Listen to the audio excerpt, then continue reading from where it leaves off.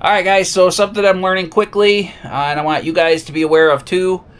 We use all our stuff now. Like all the time. Like stuff doesn't just sit and last forever. So we need backups in case things break. We have the snowmobiles here. I had neighbor John fix us up another snowmobile, so we have a backup.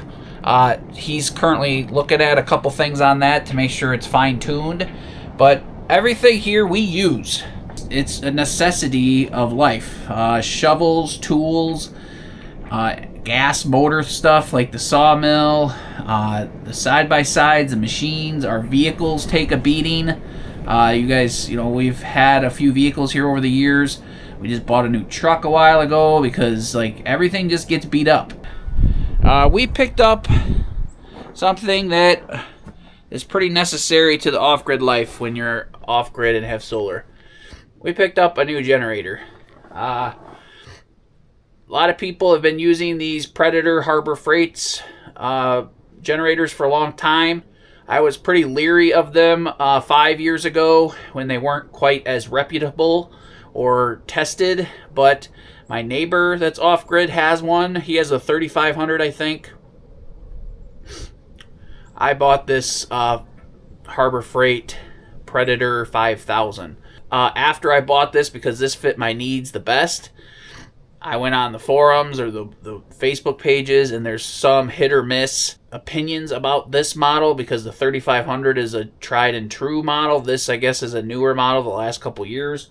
People have had hit or miss experiences with them. But this model fits our needs better. It has the proper outlets on it for our TT30 plug. It also has a running wattage of 3900 watts. So I have my settings on the inverter for the solar system to take 2700 watts, 2800 watts. This generator will take that load at a 75% load capacity. That means the motor isn't maxed out at full bore all the time. So if we had a Predator 3500 and the max running capacity is 2700 watts all the time, or 2900 watts, that's going to put the generator at 100% full capacity. That's going to put a little more wear and tear. We never want to max out our tools or generators at full capacity, 100%. This will run at 75% capacity, be a lot easier on the motor. So some of you guys might be saying, hey, look, there's a perfectly good Champion generator. We've been using that for 6 years, 5-6 years at least. It has about 600 hours on it, which I'm learning isn't a lot. I didn't think it was a lot, but I'm confirming that it's not a lot. But it was getting really hard to start. Pulling on a generator for 20 minutes 100 times is not fun. It's not good for you. It's the last thing I want to do when it's 0 degrees out. So we're going to try this Predator 5000 out. Always like a backup. Yes, this was not cheap. This was $799. Originally $1,100. It was on sale for $800. So it wasn't cheap, but hopefully it will take care of us for many, many years to come now.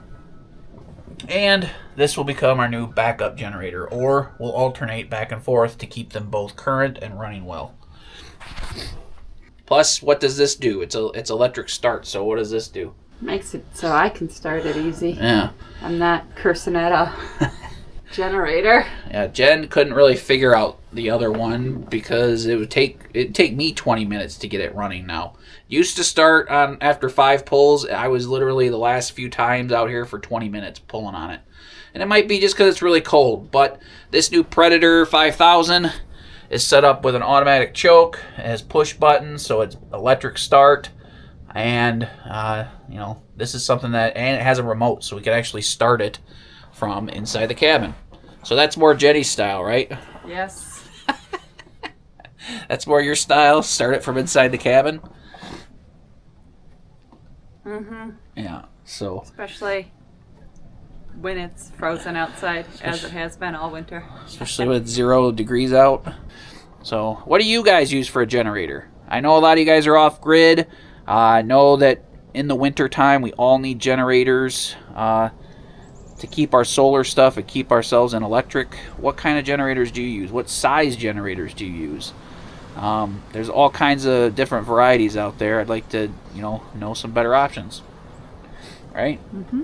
Does anyone else have one of these? Does anyone else have a Predator 3500 or Predator 5000? What's your experiences? Let me know. Alright, another thing I forgot to mention, guys, is this is a dual fuel generator. So we could also run this on propane. So if I wanted to put like a 100-pound propane tank or even a 20-pounder over here, we could just run this on propane. Now, it isn't as efficient when running on propane. I guess it can only run 3,600 watts rather than 39. But it'll also run for like 18 hours on a tank of gas at 25% capacity, or 14 hours on liquid propane. So it's like less efficient fuel-wise as well. And propane is not that much easier to get up here, right? And it's 3 times 5 is $15. It's more expensive to buy a tank of propane than it is to buy a 5-gallon jug of gasoline.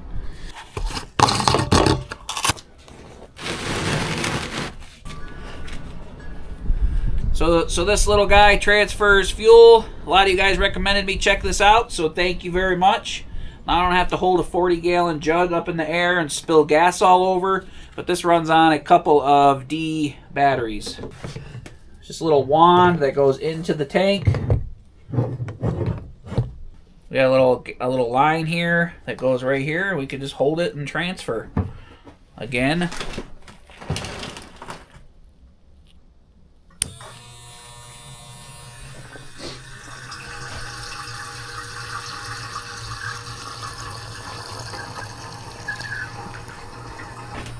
I like this.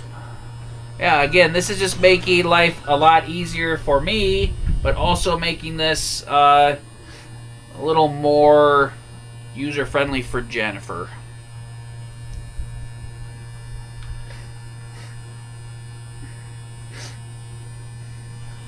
This generator also has a fuel gauge, so I can tell how much fuel's in it. So that's good. There's a little window over here.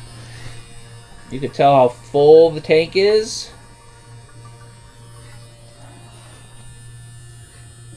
I was worried about using one of these because from the one I saw online was supposed to be only used with like diesel fuel or non-flammable, non-vapor generating stuff like diesel fuel.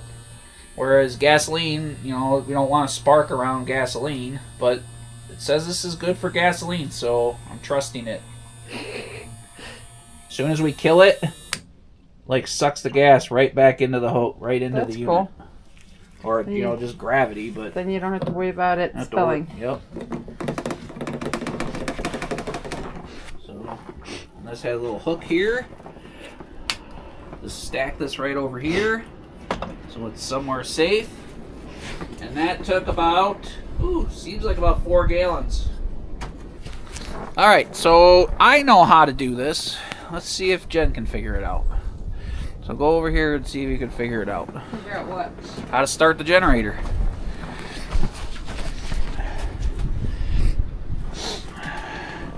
Alright, so what do you think you have to do to start the generator? Switch it to gasoline first. Yep. That would be my first There's your dial. guess. Switch it over to that. It's hard to turn. You gotta turn it all the way down to gasoline. More than it already was? Yes. Okay. There you go. Alright, so we're on the gasoline setting. We want to make sure the economy mode is off, which it is. We're never going to turn that on unless we're using it for something other than what we're using it for. Okay. Because it says to turn it off anyway. There's a switch over there. That's your battery. So turn that on. So now you have to hard press the start button twice. This one? Yep, you got to hold it for like a half a second. Let go. So it's an automatic choke, so you don't have to choke. So it does its own choke. Okay. So it's right now, it should start. There you go.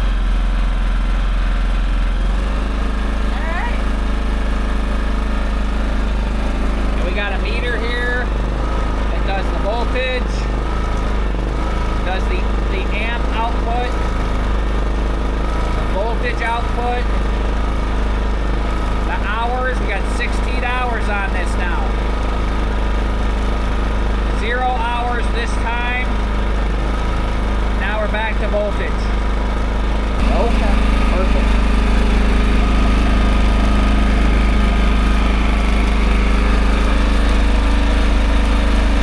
Now I know how to do it, guys. Okay, so now you can hear it. Winding up. Woo!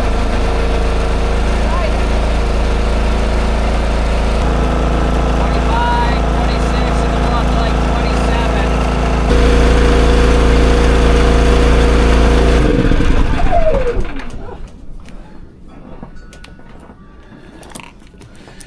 All right, so we don't need to, we turn everything off. We don't need to run this right now.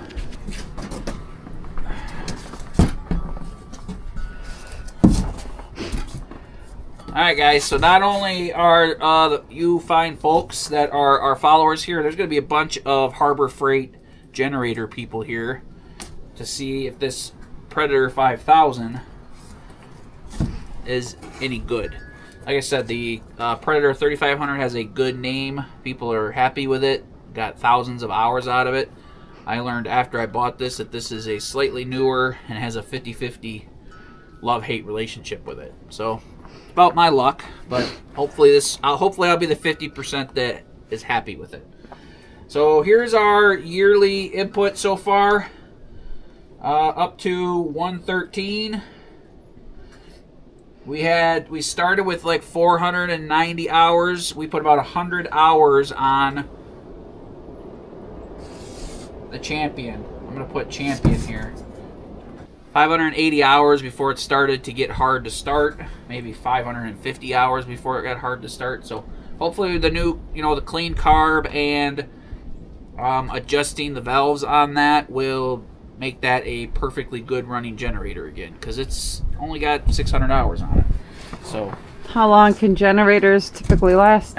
thousands of hours when they're 4-stroke like this. Like people have these Predators with 4,000 hours on them, 5,000. Maybe there's groups that are for these Champion generators as well, but Facebook groups are a good way to collect information. People share their experiences. Some things have like a cult following, so like Jeeps and Predator Harbor Freight stuff and a bunch of other stuff. So you get the lot of good information. But anyway, so how much gas have we put in the generator so far this year? 24 plus 5, 54. So 54, 58 gallons we've put in the generator so far. That's in that motor. Now we switched over to the Champion, or to the Predator. So on the 19th of January we switched over. We put 16 hours, probably 5.5 gallons. So that's good, right? Yeah. I mean, we're keeping track. What did we say? 58 or 54? 58. 58. Yeah. I'll double check your math, but I'm pretty sure you did that all right. All right. So total of 58 gallons in the Champion up until almost halfway through January. When did we start? That was like in November when you started that, like the hours and stuff. Yeah, early November, late October. The first couple weeks we weren't really keeping track of it, so I gave us a little. That first 20 gallons, I know it was 20 gallons because it was 4 cans. Yeah. But we weren't. That was like early. Yeah, it was like early November because it was when I was here and stuff. And mid-November. Yeah. Well, yeah. Early November. Early November because I was at hunting camp. Mm-hmm. All right, guys. So the batteries also yesterday were at 40%. We charged them up. They're all at about 80% now. So we might just actually run this one more time tonight for another 10-hour cycle to top them off nice and happy. And it's towards the end of January now, like coming on the end of January. So hopefully in February we'll get more sun. We've only had a couple good days of sun in January. Mm-hmm. 2 or 3. So backups to backups, guys. That's where the story's going. You might see this as a waste or like being a little hasty with switching over from this one. 20 minutes of pulling on that was not fun, and I always want to be prepared. Like, I don't want to have to worry about stuff running, just like the snowmobiles, just like our vehicles, just like everything around here, just like the solar. That's why we keep improving and keep getting things better and better. That's why we have a nicer side, but like we just keep getting better and better. That's kind of the way the world rolls, right? Yep. So anyway, guys, there's our new toy, our new tool. Let me know in the comment section below if you guys have any experience with the Predators, what you think of them.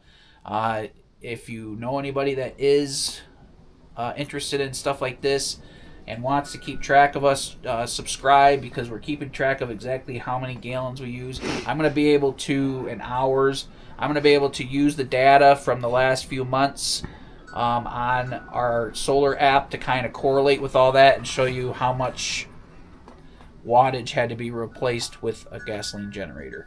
60 gallons so far, 58 gallons, 3 times $180 for 2 months of power, right? I mean, November, actually 2.5 months of power, really. Yeah. So hopefully by the end of the season, we'll only have like $300 for electricity throughout the winter, right? Mm-hmm. Minus a $800 generator. That will take care of us for many, many years. Hopefully. So yeah, so there's our introduction to that. Jen knows how it works now. I hope that helps someone here. If you're going off grid or just want to have power backup in that form rather than having a solar generator or power station like we've showed tons of over the years, check that out. Remote start's pretty nice, especially for you ladies. So we'll show you guys hooking this up and show a little bit of stuff tonight when we run it for one more cycle. But we're going to fiddle fart around here doing other stuff right now. Don't want to listen to it, so we'll catch up with you in a few minutes.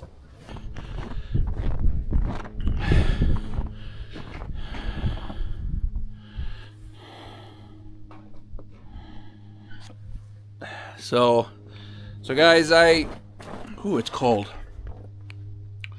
This generator is running fine so far, knock on wood, but like every hour and a half, it like idles down in the cabin, like the lights really flicker, which is bad for electronics. And the Champion one,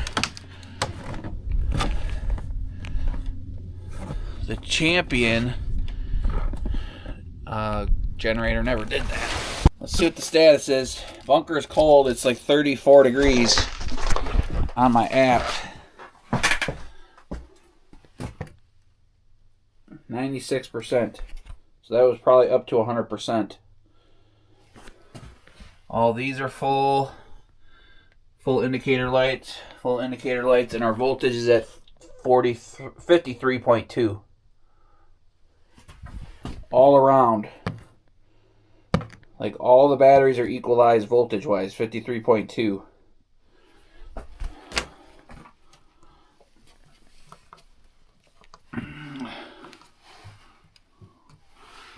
So 53.25, 53.28, 53.24, 53.25.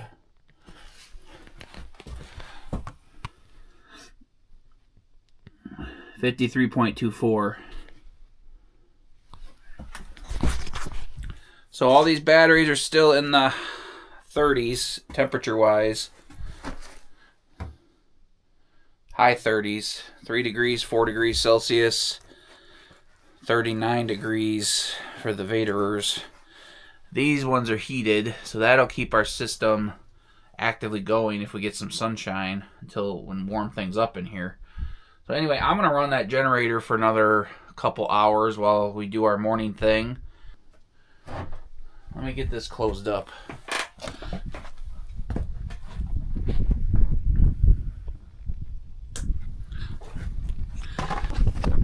Alright, so I ran that new generator for probably 25 hours now. To go from 40% to 100%. Like I said, it takes 3 tanks of gas. We're going to do this though. We're going to fill this back up and let it run for a while.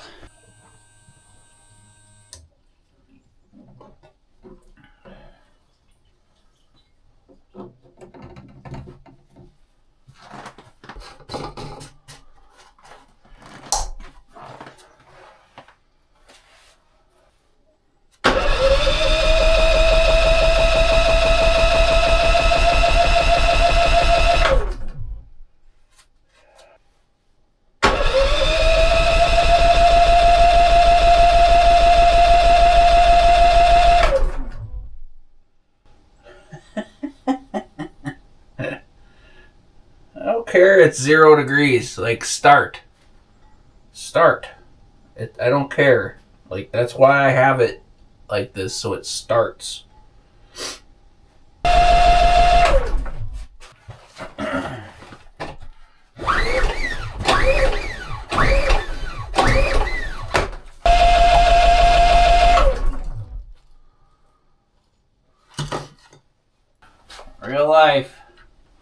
Real life. Freaking brand new generator.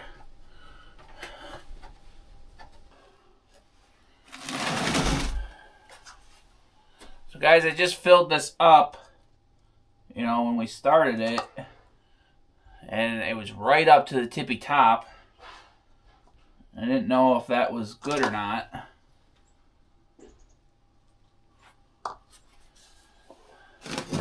So I took just a tiny bit. It's halfway up the dipstick, so it should be fine either way. But I don't see a low oil indicator or nothing, but I don't know what else it could be. I mean, it shouldn't take 3 starts. What's the frickin' point of buying something brand new if it doesn't start any better than the old one?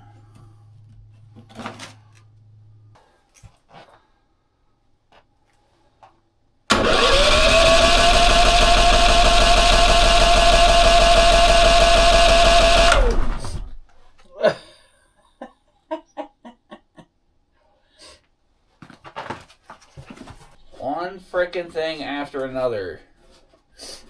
It's not frickin' cute anymore. It's been cute for 5 years, just joking around and having fun, but it's not cute anymore.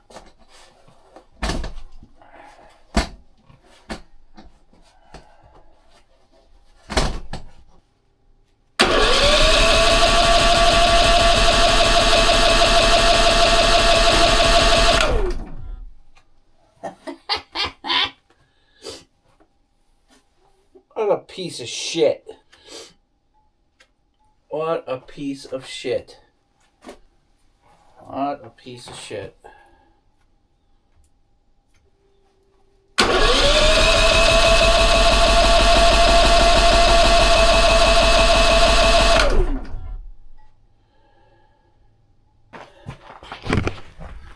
Guys, I am so sick of I'm so sick of like stuff like this.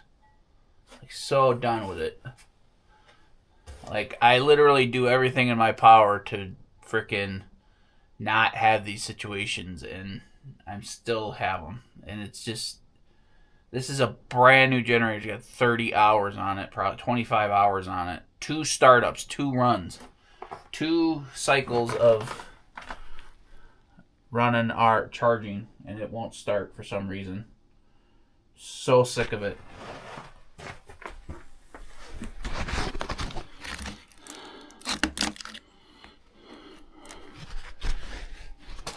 Like, on,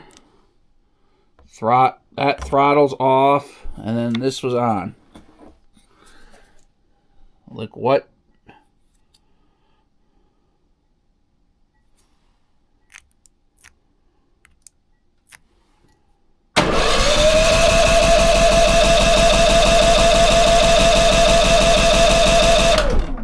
What a piece of crap. What a piece of crap. What a total, utter disappointment. Just total piece of shit. Like, what else are we supposed to do here? Like, what else can I do to, like, not get put in these situations? Like, people, like, talk up these generators for the last 10 years, and now I bought the only one that doesn't run. Sick of it.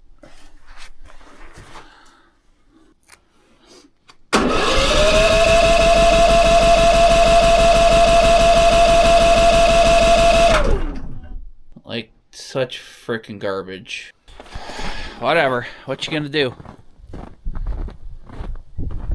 I gotta go in, guys. My fingers are frozen and my legs.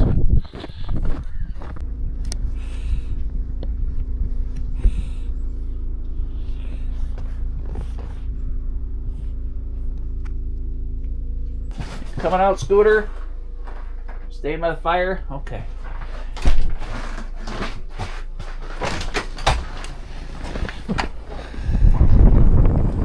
So another thing, guys, we've been doing, we're just kind of doing like little experiments. You guys seen a few videos with that. You know, trying to figure this system out. So we got a new generator. It was frozen this morning. I let it run out of gas, and I could not get it to run this morning. So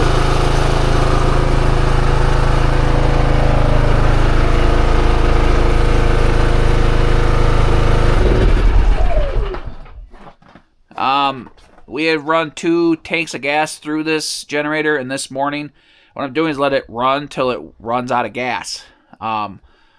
It says in the manual not to leave it hooked up to electronics and do that. I've done that with the Champion for the last couple years, and it's been fine.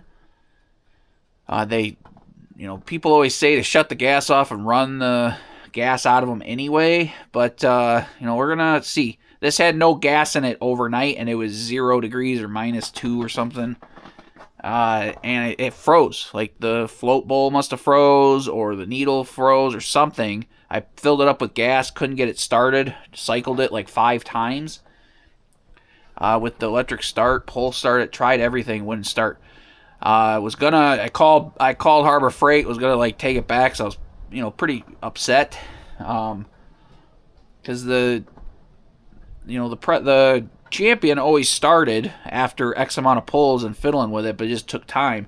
This was just like repeated. This whole reason I bought this was not to be in this situation. So what I ended up doing before I did that is I hooked it to propane, because this is a dual fuel generator, and it fired right up on propane. I let it warm up for 5 minutes, 10 minutes, and then I switched over to gas.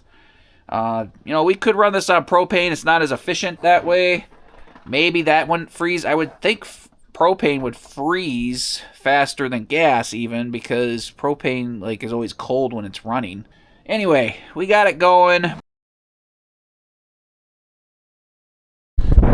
Alright guys, not sure where we left this generator video at, but yeah, I think I'm going to be returning this. Even the other day it started on gas when it was cold out, but it took forever to get going. I think there might be something wrong with the choke. I don't know. Too many electronics. I wish I could step down to a smaller generator or a different generator, because there's mixed reviews on these 5000s, these Predator 5000s. I just kind of figured if the Predator 3500 was a tried and true system, the 5000 would be just as good, but silly me. I'm going to test it right now. It got down, it's 11 degrees right now, so it's been 10 degrees pretty much all night. I want to see if I could start this on gas. The last time it sat for a long duration, I had to start it on propane and switch over to gas once it warmed up. So that's okay, but not ideal. Because then what happens if it doesn't start on propane? Then we're screwed. Other than taking it inside and warming it up. And this thing weighs 100 pounds, so it's portable. It's got wheels on it, but I'm not going to take it in the cabin if I don't have to. It's not the point. The point of getting this was to be reliable and eliminate worry and unpredictability.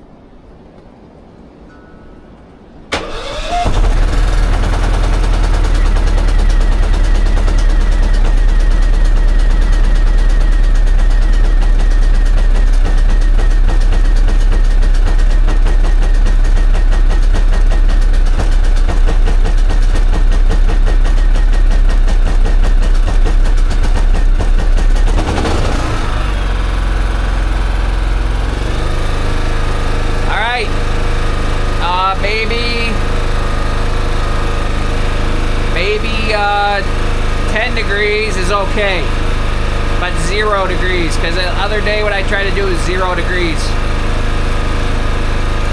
Maybe.